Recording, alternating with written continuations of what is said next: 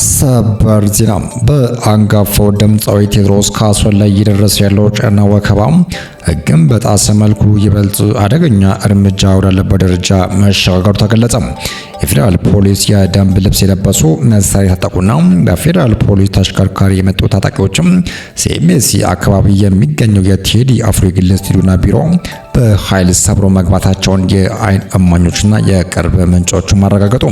ይህም የህገ ወጥ የኃይል እርምጃ የተፈጸመው ከምሽቱ 3 ሰዓት አካባቢ መሆኑን የታወቀ ሲሆን ታጣቂዎቹም ወደ ስቱዲዮ ጥሶ ለመግባትም የህንፃውን ጥበቃ በከፍተኛ ሁኔታ መደብደባቸው ተገልጿል።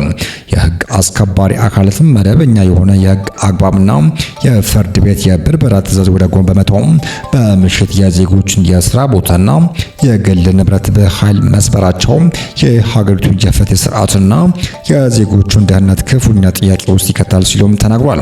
ከዚህም ይህ ኃይል እርምጃ ባሻገርም ጉዳዩን አሳሳቢ እጅግ ከፍ የሚያደርገው የተሰበረው ቢሮ ይዘትና የተወሰደው ንብረት ጉዳይ ነው።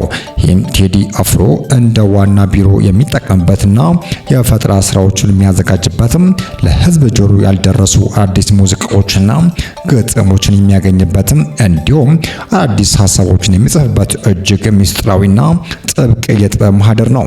በስፍራው በርካታና ውድ የሆኑ አእምሯዊ ንብረቶችም የሚገኙበት ሲሆንም አሁን በወጣው አዲስ መረጃ መሰረትም ሰብሮ የገቡ ፖሊስ አባላትም ከስቱዲዮ ውስጥም 2 ላፕቶፖችና ስፒከሮችን፣ የሙዚቃ ማቀነባበሪያ መሳሪያዎች እንዲሁም የተለያዩ የስቱዲዮ እቃዎችን ወስደዋል።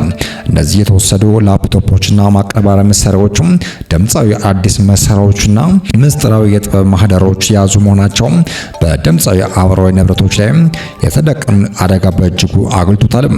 የህግና የጥበብ ዘርፍ ተንታኞችም ይህም ክስተት ተራ የንብረት ዝርፊያ ወይም ብርበራ አድርጎ አይመለከቱትም።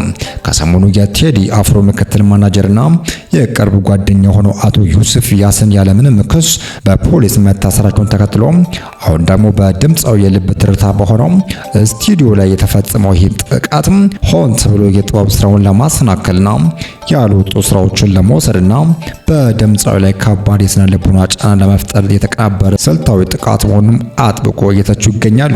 መንግስትና የሚመለከተው የፌዴራል ፖሊስ አባላትም የጥበብ ባለሙያው አእምሯዊ ንብረት ላይ ስለተፈጸመው አደጋ በህግ ስም ስለተደረገው የኃይል እርምጃ በአስቸኳይ ማብራሪያ እንዲሰጥ ጠይቀዋል።